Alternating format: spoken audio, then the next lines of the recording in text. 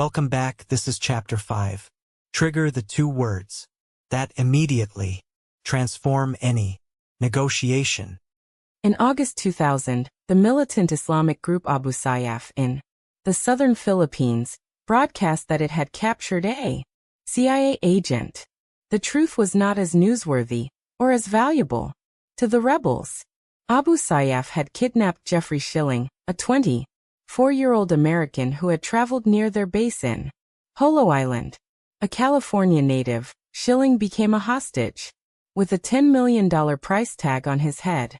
At the time I was a supervisory special agent, SSA, attached to the FBI's Elite Crisis Negotiation Unit, CNU. The CNU is the equivalent of the Special Forces of Negotiations. It's attached to the FBI's Hostage Rescue Team HRT. Both are national counter-terrorist response assets. They are the best of the best. The CNU is based at the FBI Academy in Quantico, Virginia. The FBI Academy has come to be known by the one word, Quantico. Rightly or wrongly, Quantico has developed the reputation as one of the centers, if not the center of knowledge, for law enforcement. When a negotiation is going badly, and the negotiators involved are directed to call and find out what Quantico has to say, the CNU is who they call. CNU developed what is a powerful staple in the high-stakes world of crisis negotiation, the Behavioral Change Stairway Model BCSM. The model proposes 5 stages: active listening, empathy, rapport, influence, and behavioral change that take any negotiator from listening to influencing behavior. The origins of the model can be traced back to the great American psychologist Carl Rogers, who proposed that real change can only come when a therapist accepts the client as he or she is, an approach known as unconditional positive regard. The vast majority of us, however, as Rogers explained, come to expect that love, praise, and approval are dependent on saying and doing the things people, initially our parents, consider correct. That is because for most of us the positive regard we experience is conditional. We develop a habit of hiding who we really are and what we really think, instead calibrating our words to gain approval, but disclosing little, which is why so few social interactions lead to actual behavior change. Consider the typical patient with severe coronary heart disease recovering from open heart surgery. The doctor tells the patient, "This surgery isn't a cure. The only way to truly prolong your life is to make the following behavior changes." The grateful patient responds, "Yes, yes, yes, of course, doctor. This is my second chance. I will change." And do they? Study after study has shown that, no, nothing changes. 2 years after their operation, more than 90% of patients haven't changed their lifestyle at all. Though the stakes of an everyday negotiation with your child, boss, or client are usually not as high as that of a hostage or health crisis negotiation, the psychological environment necessary for not just temporary in the moment compliance, but real gut-level change, is the same. If you successfully take someone up the behavioral change stairway, each stage attempting to engender more trust and more connection, there will be a breakthrough moment when unconditional positive regard is established, and you can begin exerting influence. After years of refining the BCSM and its tactics, I can teach anyone how to get to that moment. But as cardiologists know all too well, and legions of B-School grads weaned on the most famous negotiating book in the world, Getting to Yes, have ultimately discovered you more than likely haven't gotten there yet if what you're hearing is the word yes. As you'll soon learn, the sweetest 2 words in any negotiation are actually "that's right." Create a subtle epiphany. I was a natural for the Schilling case. I had spent some time in the Philippines and had an extensive background in terrorism from my New York City days assigned to the Joint Terrorism Task Force JTTF. A few days after Schilling became a hostage, my partner, Chuck Regini, and I flew to Manila to run the negotiations, along with Jim Nixon, the FBI's highest official in Manila. We conferred with top Philippine military brass. They agreed to let us guide the negotiations. Then we got down to business. One of us would take charge of the negotiation strategy for the FBI and consequently for the U.S. government. That became my role. With the support of my colleagues, my job was to come up with the strategy, get it approved and implement it. As a result of the Schilling case, I would become the FBI's lead international kidnapping negotiator. Our principal adversary was Abu Sabaya, the rebel leader, who personally negotiated for Schilling's ransom. Sabaya was a veteran of the rebel movement with a violent past. Was straight out of the movies, a terrorist sociopath killer. He had a history of rape, murder, and beheadings. He liked to record his bloody deeds on video and send them to the Philippine media. Sabaya always wore sunglasses, a bandana, a black shirt, and camo pants. He thought it made him a more dashing figure. If you look for any photos of Abu Sayyaf, terrorists from this period, you always see one in sunglasses. That's Sabaya. Sabaya loved the media. He had the Philippine reporters on speed dial. They'd call him and ask him questions in Tagalog, his native tongue. He would answer in English because he wanted the world to hear his voice on CNN. They should make a movie about me, he would tell reporters.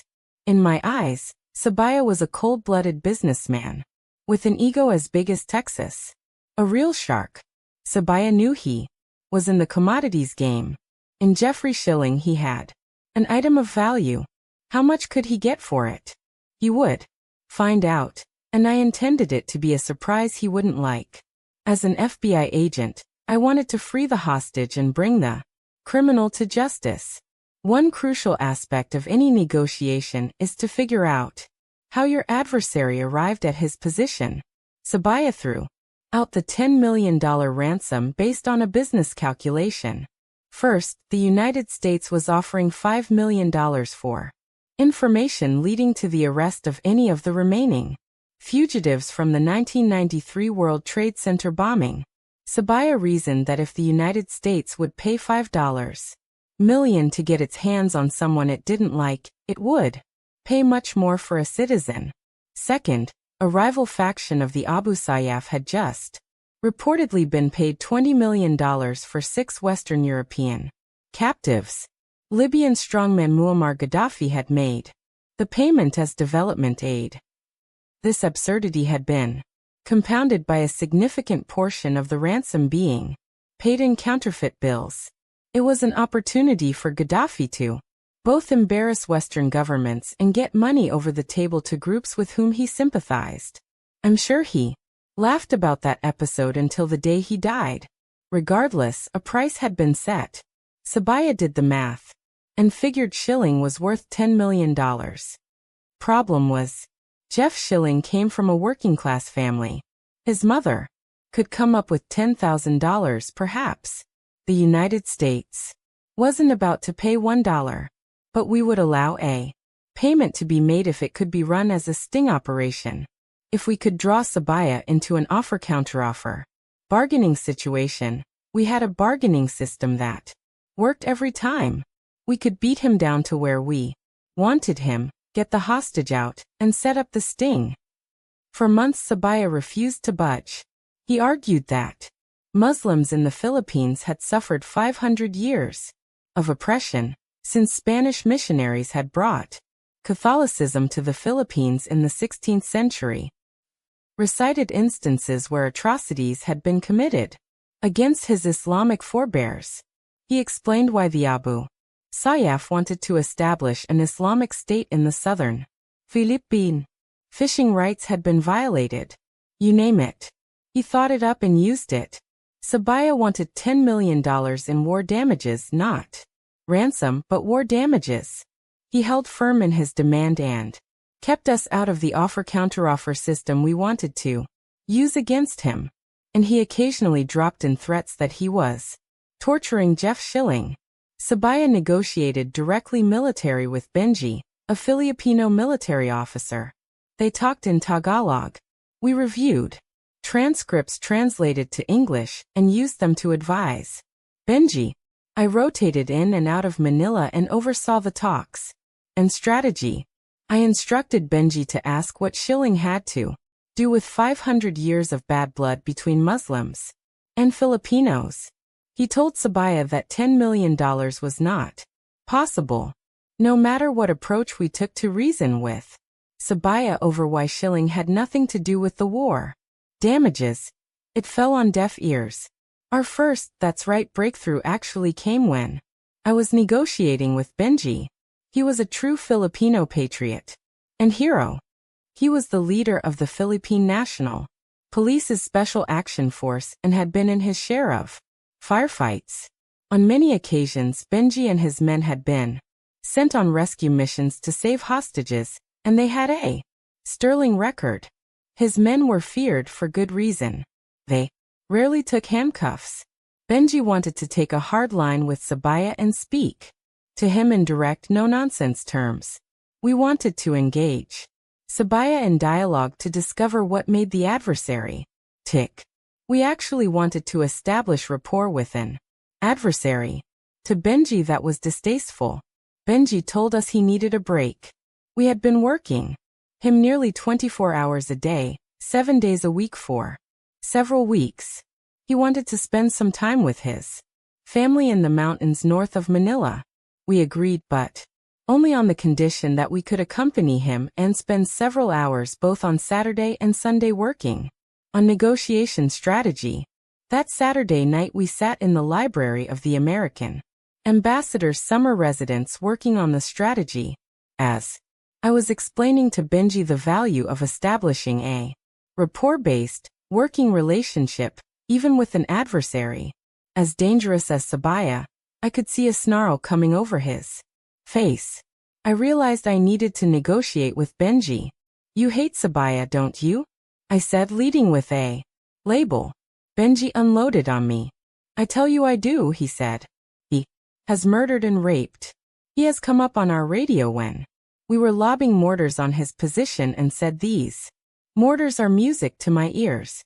I heard his voice come on our radio one day and celebrate that he was standing over the body of one of my men.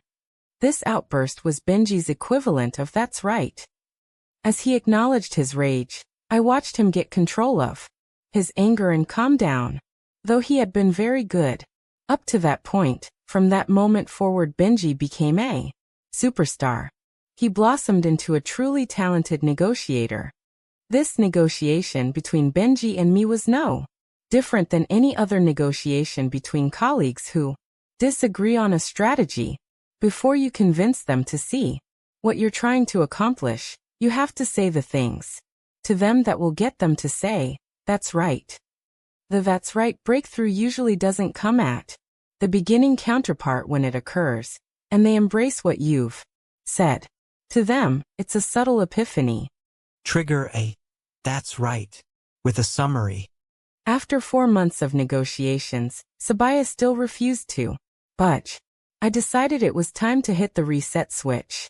Benji had gotten so good at extending the conversations that you could tell that there were times that Sabaya must have paced back and forth for an hour before calling Benji, trying to figure out how to get what he wanted. He would call in and say, "Tell me yes or no. Just yes or no."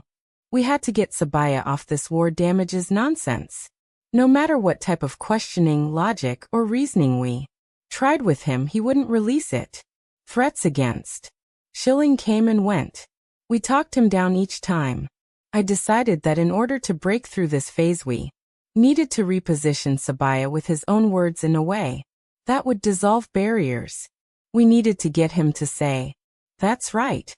At the time, I didn't know for sure what kind of breakthrough it was going to give us. I just knew we needed to trust the process. I wrote a 2-page document that instructed Benji to change course. We were going to use nearly every tactic in the active listening arsenal. 1. Effective pauses. Silence is powerful. We told Benji Sabaya to keep talking until eventually, like clearing out a swamp, The emotions were drained. From the dialogue. 2. Minimal encouragers. Besides silence, we instructed using simple phrases such as yes, okay, or I see, to effectively convey that Benji was now paying full attention to Sabaya and all he had to say. 3. Mirroring. Rather than argue with Sabaya and try to separate Schilling from the war damages, Benji would listen and repeat back what Sabaya said. For labeling, Benji should give Sabaya's feelings a name and identify with how he felt. It all seems so tragically unfair. I can now see why you sound so angry. 5. Paraphrase. Benji should repeat what Sabaya is saying back to him in Benji's own words. This, we told him, would powerfully show him you really do understand and aren't merely parroting his concerns. 6. Summarize. A good summary is the combination of re-articulating the meaning of what is said plus the acknowledgement of the emotions underlying that meaning. Paraphrasing plus labeling equals summary. We told Benji he needed to listen and repeat the world according to Abu Sabaya. He needed to fully and completely summarize all the nonsense that Sabaya had come up with about war damages and fishing rights and 500 years of oppression. And once he did that fully and completely, the only possible response for Sabaya and anyone faced with a good summary would be that's right. 2 days later, Sabaya phoned Benji. Sabaya spoke. Benji listened. When he spoke, he followed my script. He commiserated with the rebel group's predicament. Mirroring, encouraging, labeling, each tactic worked seamlessly and cumulatively to soften Sabaya up and begin shifting his perspective. Finally, Benji repeated in his own words Sabaya's version of history and the emotions that came with that version. Sabaya was silent for nearly a minute. Finally he spoke. That's right, he said. We ended the call. The war damages demand just disappeared. From that point forward, Sabaya never mentioned money again. He never asked for another dime for the release of Jeffrey Schilling. He ultimately became so weary of this case and holding the young Californian that he let down his guard. Schilling escaped from their camp and Philippine commandos swooped in and rescued him. He returned safely to his family in California. 2 weeks after Jeff Schilling escaped, Sabaya called. Benji, have you been promoted yet? He asked. If not, you should have been. Why? Benji asked. I was going to hurt Jeffrey, Sabaya said. I don't know what you did to keep me from doing that, but whatever it was, it worked. In June 2002, Sabaya was killed in a shootout with Philippine military units. In the heat of negotiations for a man's life, I didn't appreciate the value of those 2 words. That's right. But when I studied the transcripts and reconstructed the trajectory of the negotiations, I realized that Sabaya had changed course when he uttered those words. Benji had used some fundamental techniques that we had developed over many years. He had reflected Sabaya's vision. He had stepped back from confrontation. He had allowed Sabaya to speak freely and exhaust his version of events. That's right, signaled that negotiations could proceed from deadlock. It broke down a barrier that was impeding progress. It created a realization point with our adversary, where he actually agreed on a point without the feeling of having given in. It was a stealth victory. When your adversaries say, that's right, they feel they have assessed what you've said and pronounced it as correct of their own free will. They embrace it. That's right allowed us to draw out the talks and divert Sabaya from hurting Schilling. And it gave Philippine commandos time to mount their rescue operation. In hostage negotiations, we never tried to get to yes as an endpoint. We knew that yes is nothing without how. And when we applied hostage negotiating tactics to business, we saw how that's right often leads to the best outcomes. That's right is great. But if you're right, nothing changes. Driving toward that's right is a winning strategy in all negotiations. But hearing you're right is a disaster. Take my son Brandon and his development as a football player. He had been playing on the offensive and defensive lines all through high school. At 6'2" and 250 pounds, he was formidable. He loved to knock every player wearing an opposing jersey to the ground. Having played quarterback, I didn't fully appreciate the blue-collar nature of being a lineman. Linemen are like mountain goats. They put their heads down and hit things. It makes them happy. At St. Thomas More Prep School in Connecticut, Brandon's coach moved him to linebacker, and his role suddenly changed from hitting everything he saw to avoiding players who were trying to block him. He was supposed to play off blocks, dodge them if you will, and get to the ball. But Brandon continued to confront opposing blockers head-on, which kept him from getting to the ball carrier. His coach pleaded with him to avoid blockers, but Brandon couldn't change. He loved to hit. Flattening opposing players was a source of pride. Both his coach and I kept trying to explain it to him. And every time we got the worst possible answer. You're right. He agreed in theory, but he didn't own the conclusion.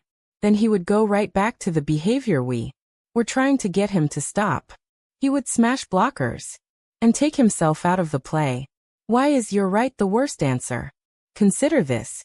Whenever someone is bothering you and they just won't let up, and they won't listen to anything you have to say, what do you tell them to get them to shut up and go away? You're right. It works every time. Tell people you're right and they get a happy smile on their face and leave you alone for at least 24 hours. But you haven't agreed to their position. You have used "you're right" to get them to quit bothering you. I was in the same situation with Brandon. He didn't hear me and embrace my request. What could I say to get through to this kid? How could I reach Brandon and help him change course? I thought back to Benji and Sabaya. I took Brandon aside before a crucial game.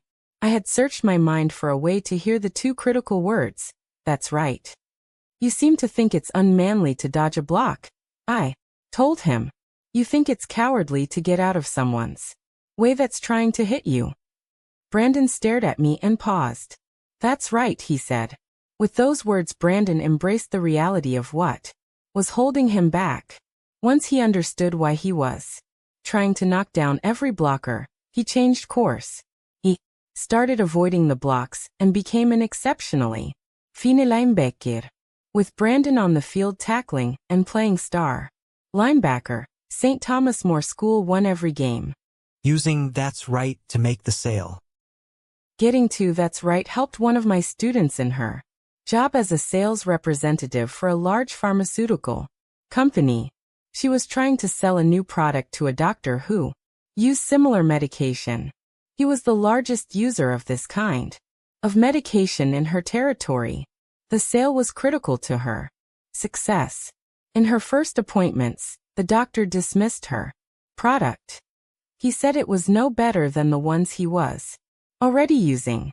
He was unfriendly. He didn't even want to hear her viewpoint. When she presented the positive attributes of her product, he interrupted her and knocked them down. Making the sales pitch, she soaked up as much as possible about the doctor. She learned that he was passionate about treating his patients. Each patient was special in his eyes. Improving their sense of calm and peace was the most important outcome for him. How could she put her understanding of his needs, desires, and passions to work for her? At her next visit, the doctor asked what medications she wanted to discuss. Rather than tout the benefits of her product, she talked about him and his practice. "Doctor," she said, "the last time I was in we spoke about your patients with this condition. I remember thinking that you seemed very passionate about treating them and how you worked hard to tailor the specific treatment to each and every patient." He looked her in the eyes as if he were seeing her for the first time. "That's right," he said. "I really feel like I'm treating an epidemic that other doctors are not picking up on, which means that a lot of patients are not getting treated adequately. She told him he seemed to have a deep understanding of how to treat these patients, especially because some of them didn't respond to the usual medications. They talked about specific challenges he had confronted in treating his patients. He gave her examples. When he was finished, she summarized what he had said, especially the intricacies and problems in treatment. You seem to tailor specific treatments and medications for each patient, she said. That's right, he responded. This was the breakthrough she had hoped to reach. The doctor had been skeptical and cold, but when she recognized his passion for his patients, using a summary, the walls came down. He dropped his guard and she was able to gain his trust. Rather than pitch her product, she let him describe his treatment and procedures. With this, she learned how her medication would fit into his practice. She then paraphrased what he said about the challenges of his practice and reflected them back to him. Once the doctor signaled his trust and rapport, she could tout the attributes of her product and describe precisely how it would help him reach the outcomes he desired for his patients. He listened intently. It might be perfect for treating a patient who has not benefited from the medication I have been prescribing, he told her. Let me give yours a try. She made the sale. Using That's Right for career success. One of my Korean students got to That's Right in negotiating with his ex-boss for a new job. Returning to Seoul after getting his MBA, he wanted to work in his company's consumer electronics division rather than the semiconductor section where he had been stationed. He was a human resources specialist. Under the company's rules, he believed he had to remain in his previous department unless he could also get approval from his ex-boss. He had gotten 2 job offers from the consumer products division. He phoned his ex-boss from the United States. You should reject this offer and find your spot here. With the semiconductor division, the ex-boss said. My student hung up depressed. If he wanted to advance in the company, he had to obey his former superior. He rejected the 2 offers and prepared to return to the semiconductor side. Then he contacted a friend who was a senior manager in the human resources department to check on the company's regulations. He found there was no rule that he had to stay within his division, but he did need his ex-boss's blessing to switch. He phoned his ex-boss again. This time he asked questions to draw him out. Is there any reason you want me to go to the semiconductor headquarters? He asked. It's the best position for you, the ex-boss said. The best position? He asked. It sounds like there's no regulation that I have to remain with the semiconductor division, he said. The ex-boss said. I don't think there is any. Then will you please tell me what made you decide that I remain in the semiconductor headquarters? He asked. The ex-boss said he needed someone to help him network at headquarters between the semiconductor and consumer products divisions. So it sounds like you could approve my new position, no matter which division, as long as I was in headquarters, and could help you communicate better with the top managers. That's right, he said. I must admit I need your help in headquarters. My student realized he had made a breakthrough. Not only had his ex-boss uttered those sweet words, that's right, but he had revealed his true motive. He needed an ally in headquarters. Is there any other help you need? He asked. Let me tell you everything, the ex-boss responded. It turns out his former superior would be up for a promotion to vice president in 2 years. He desperately wanted to move up into this job. He needed someone in headquarters to lobby the company CEO. I would help you in any way, my student said. But I could help with the networking and also talk you up to the CEO even if I were at headquarters with the consumer products division, right? That's right, he said. If you get an offer from the consumer products unit, I will approve it. Bingo. By asking questions that got him to that's right, my student had achieved his goal. He also got his boss to reveal two black swans, the unspoken underlying breakthrough dynamics of a negotiation, explored in more detail in Chapter 10. His boss needed someone to help him network and communicate in headquarters. His boss would be up for a promotion and needed someone to talk him up to the CEO. My student was able to win the job he desired on the Consumer Electronics Division, and he's been talking up his former boss. I was stunned, he wrote me in an email. In this culture, it is not really possible to know what a superior is thinking. I have many opportunities to travel the country and speak to business leaders, either in formal speaking engagements or private counseling sessions. I entertain them with war stories, then I describe some basic negotiating skills. I always impart a few techniques. Getting to "that's right" is a staple. After a speech in Los Angeles, one of the attendees, Emily, sent me an email. "Hi Chris, I feel compelled to tell you that I just tried the 'that's right' technique in a price negotiation with a potential new client, and I got what I wanted. I'm so excited. Before I probably would have just gone with the in the middle suggested price, halfway between my initial offer and her initial counter. Instead, believe I correctly assessed her motivations, presented her with the right statement to get to a 'that's right' in her mind. And then she proposed the solution I wanted and asked if I would agree to it. So I did, of course. Thank you, Emily. And I thought to myself, that's right.